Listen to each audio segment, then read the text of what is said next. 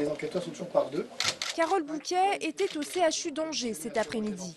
Et ce n'est pas en tant qu'actrice qu'elle est venue, mais en tant que porte-parole de l'association La Voix de l'Enfant. Une association qui vient en aide notamment aux enfants maltraités. Aujourd'hui, Carole Bouquet rendait visite au personnel de la PAPED, la permanence d'accueil pédiatrique pour l'enfance en danger. Cette structure a ouvert en 2005 grâce justement à l'association La Voix de l'Enfant. La PAPED est un lieu d'accueil pour les enfants victimes de maltraitance. Dans le cadre d'une réquisition judiciaire, c'est ici que les enfants sont auditionnés. Avant que cette structure existe, ces enfants allaient soit au commissariat de police, soit en brigade de gendarmerie. Ils étaient auditionnés dans un petit coin, bien sûr filmés avec une webcam. Et puis les enquêteurs laissaient partir la famille et l'enfant, et puis c'était fini.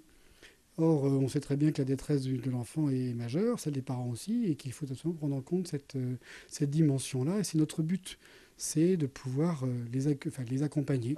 Des pédiatres, des psychologues, mais aussi des gendarmes se relaient pour prendre en charge l'enfant victime. Depuis son ouverture, la PAPED a accueilli 1 millier d'enfants.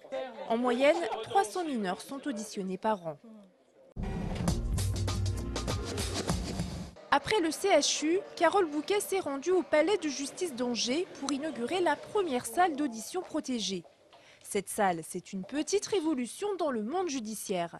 D'abord, c'est la seule en France. Surtout, elle permet désormais d'éviter la confrontation physique entre un enfant et le présumé auteur grâce à un système de vidéoconférence.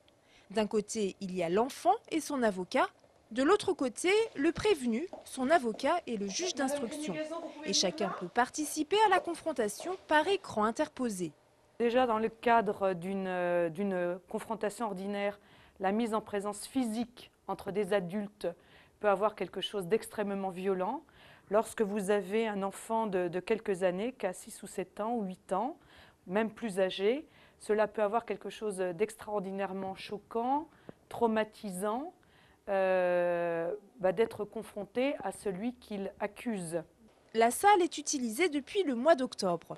Carole Bouquet découvrait cet après-midi les lieux pour la première fois. C'est une grande joie parce que c'est la première fois. Encore une fois, j'espère qu'il y en aura beaucoup d'autres. Mais c'est une révolution. C'est pas une petite chose qui se passe aujourd'hui à Angers. C'est une vraie révolution. Pour le moment, ce système de vidéoconférence est utilisé dans le cadre des confrontations. À plus long terme, le procureur de la République souhaiterait s'en servir lors des audiences et éviter ainsi aux mineurs de comparaître physiquement aux assises. La construction du pont du tramway approche d'une nouvelle étape. Depuis 15 jours, des caissons métalliques de 12 à 42 tonnes sont assemblés sur la rive gauche de la Maine pour former le tablier du pont qui enjambera prochainement le fleuve. Les ouvriers sont à pied d'œuvre pour souder entre elles ces immenses pièces de métal. En vue, la date du 18 mai, date à laquelle le premier tronçon de tablier sera prêt. Ensuite, on passera à une étape encore plus visible pour tous. Le 18 mai, cet ensemble va être poussé depuis la rive et puis va arriver sur la première palée. Voilà, la première étape sera posée. Rappelons que le pont du tramway sera long de 270 mètres. Ces 2000 tonnes d'acier enjamberont la Maine sans toucher l'eau, puisqu'il n'y a pas de pilier intermédiaire.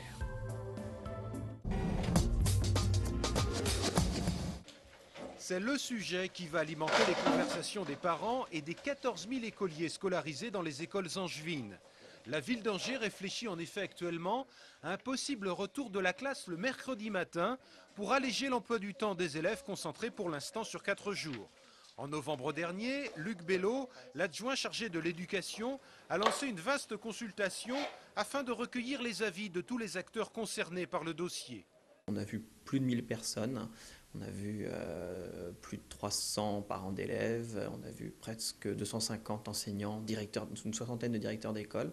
On a consulté aussi les enfants eux-mêmes à l'occasion de récréation citoyenne. On leur a demandé leur avis par petits groupes de 15, des petites réunions de 20 minutes, où avec des marionnettes, ils donnaient leur avis, leurs sentiments sur leur journée, sur le rythme.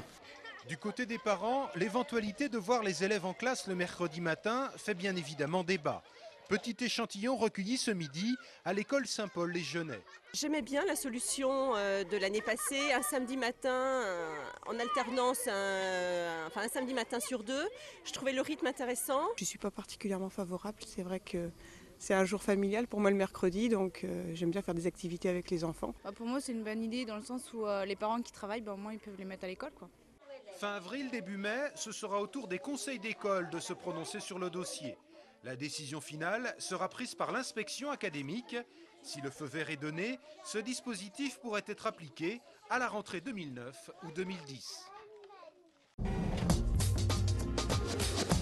Je suis reconnu travailleur handicapé et pour trouver du travail, c'est pas évident, quoi, avec une reconnaissance comme ça.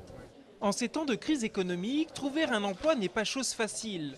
Et quand en plus on est reconnu comme travailleur handicapé, la recherche peut s'avérer un casse-tête. Du coup, 5 étudiants en gestion des ressources humaines ont eu l'idée d'organiser un job dating pour accompagner les travailleurs handicapés. Nous, on met à leur disposition les entreprises, les recruteurs. Ils n'ont pas à envoyer le CV, ils sont directement en relation avec eux. Et c'est vraiment la première phase la plus importante, c'est le feeling qui passe ou qui passe pas. Pour convaincre les employeurs, les candidats disposent d'une dizaine de minutes. C'est court, mais ça permet déjà de savoir si le recruteur et le candidat ont les mêmes attentes concernant le poste disponible. C'est intéressant pour nous de rencontrer un maximum de candidats en un minimum de temps. Je crois que c'est aussi intéressant pour eux, dans le sens où ça leur évite de multiples déplacements, de multiples rencontres. Là, on est vraiment sur une journée très concentrée où ils vont pouvoir rencontrer, je crois que c'est 11 entreprises aujourd'hui, avec différents secteurs d'activité. On optimise ainsi le temps de chacun finalement. Au total, ce sont près de 25 travailleurs handicapés qui ont pu postuler aux différents postes proposés. Mais pour les candidats, il faudra patienter encore un peu pour savoir si cela débouchera sur une embauche. C'est un premier contact parce qu'effectivement, en 10 minutes d'entretien de face à face, on n'est pas sur un réel entretien de recrutement. Néanmoins, on l'espère et c'est déjà le cas puisque je le vois dans les différentes salles. D'autres rendez-vous derrière vont être pris. Les entretiens vont se poursuivre dans les entreprises cette fois ou au sein de l'agence Manpower. Et on espère vraiment que ça va se concrétiser sur des missions très rapidement.